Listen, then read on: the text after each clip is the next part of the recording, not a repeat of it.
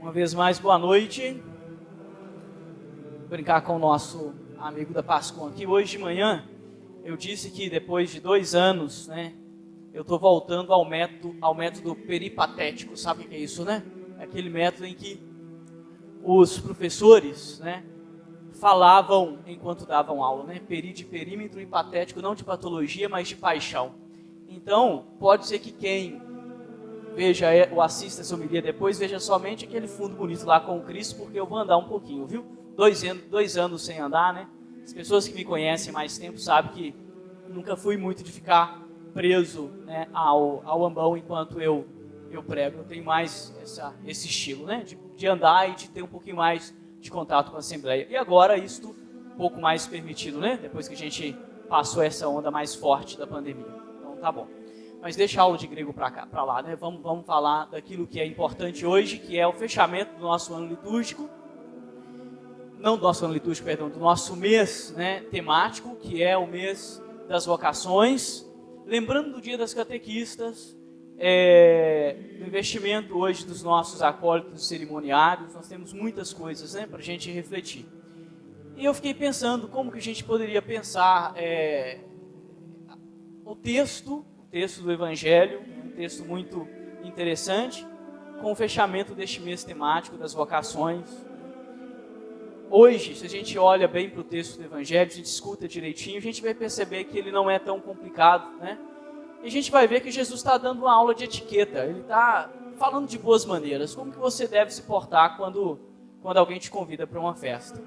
E aí a gente lembra, das festas, dos banquetes, dos grandes reinos, que era uma mesa assim como este corredor, E aí quem sentava na ponta, que pagava a conta, não é assim? Era o rei ou o anfitrião, e depois ia por ordem decrescente. Rei e a rainha aqui na ponta, depois os nobres, de primeira classe, até chegar lá aos plebeus, quando eram convidados. E Jesus está falando isso, Quando você for convidado para uma festa, não ocupe os primeiros lugares, pode ser que tenha alguém de maior categoria, e aí o dono da festa vai te fazer passar vergonha, vai dizer, você podia dar licença, porque este lugar não está reservado para você, Então, vai para lá, porque este lugar está reservado para outra pessoa. E ele disse, então senta no último lugar, porque é melhor você ouvir, vem para cá, do que sai para lá, não é verdade? É melhor você ouvir, vem para cá, você está muito longe, do que você está perto demais, você está muito ousado, Uma dica importante, mas a questão é como que esta dica de Jesus pode impactar a nossa vida no mês das vocações. Eu diria que nós poderíamos, de alguma forma, condensar essa mensagem em uma sentença que é: deixa que o Senhor escolha o seu lugar na mesa. Amém? É outra lógica.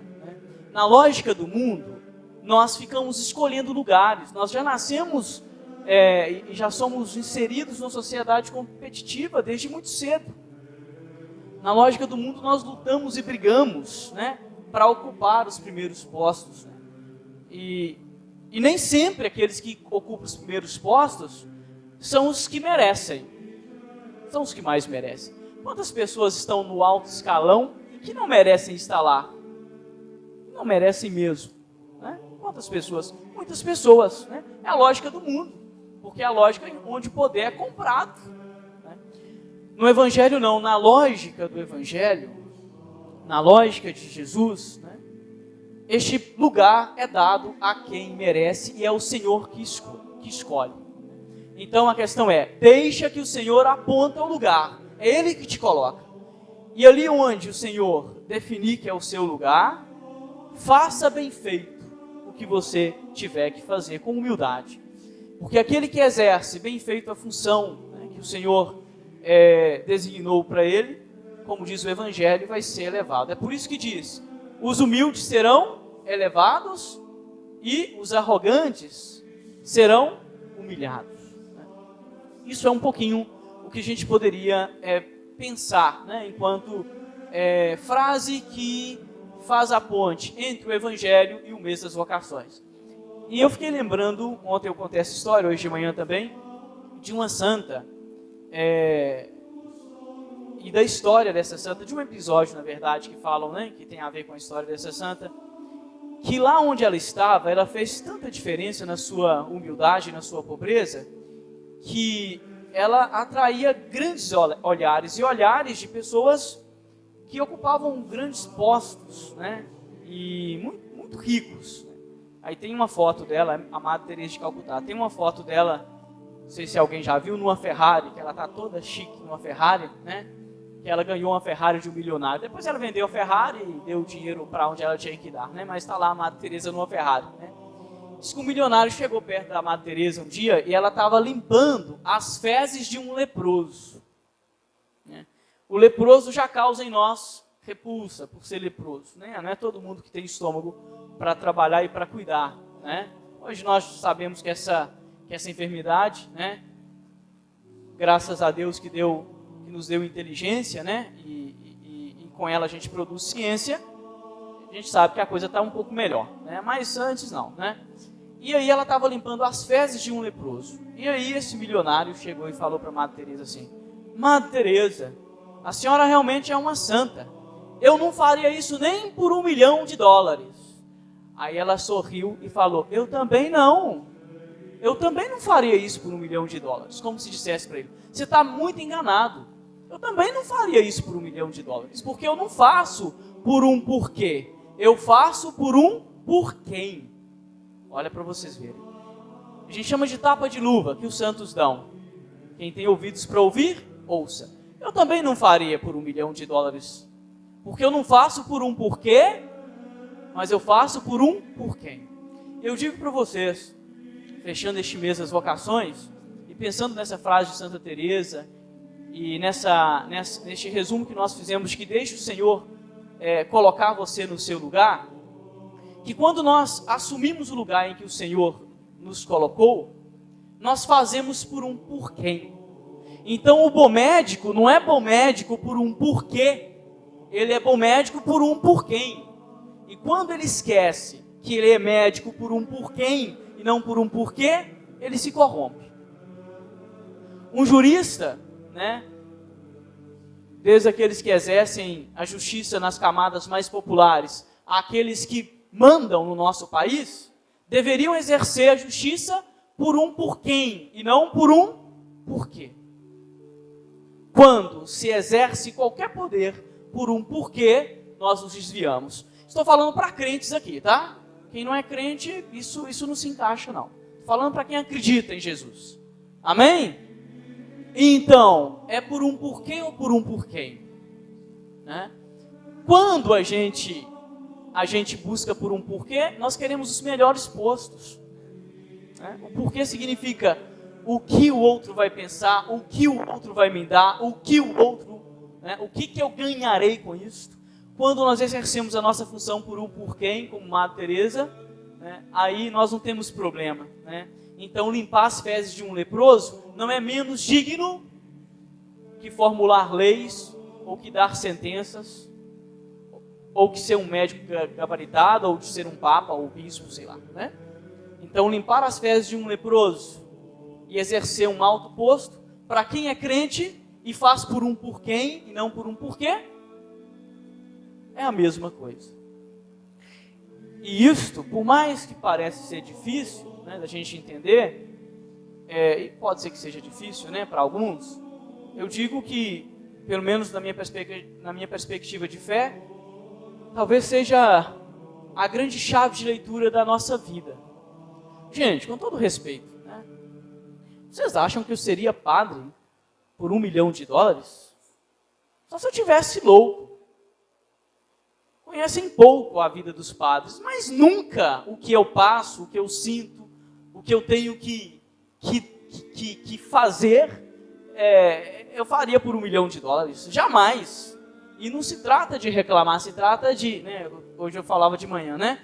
Não se trata de um discurso conformista, se trata de um discurso de dignidade, de reconhecer a dignidade, né, que nós temos diante de Deus, e a dignidade que nós temos que defender ali onde Deus nos colocou.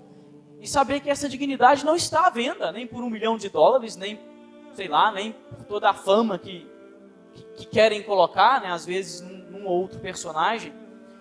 E você que está exercendo a sua função, não sei como que você exerce, dentro ou fora da igreja, mas sei lá, né, como pedreiro, como taxista, como médico, como advogado, como engenheiro, não importa o que você faça, né?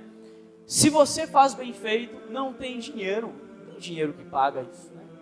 Não tem dinheiro que paga a saúde que um bom médico nos oferece, não é verdade? Não tem dinheiro que paga o conforto e a paz, e vamos dizer assim, a segurança que um papai e uma mamãe oferecem à família, né? Não tem dinheiro que paga o amor e o carinho que o esposo e a esposa se doam, né? Vamos falar assim, né? Oferecem um ao outro. Não tem dinheiro que paga, né? Então a grande questão é essa: nós fazemos por um porquê ou por um por quem? Isso muito concretamente, né? A gente pode pensar no nome de Jesus, nós fazemos por quem ou por um porquê, mas a gente pode pensar no nome de uma pessoa, né? Como eu disse, quando você exerce a sua profissão, você faz por um por quem ou por um porquê?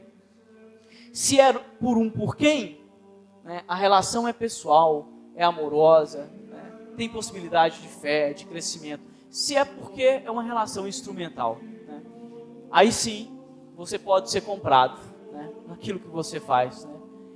É isso que eu gostaria de dizer para vocês, resumindo toda a nossa homilia no dia de hoje, né, e pensando neste lugar que o Senhor quer nos colocar. Lá onde Ele te colocou, sirva bem, faça por um por quem e não por um porquê.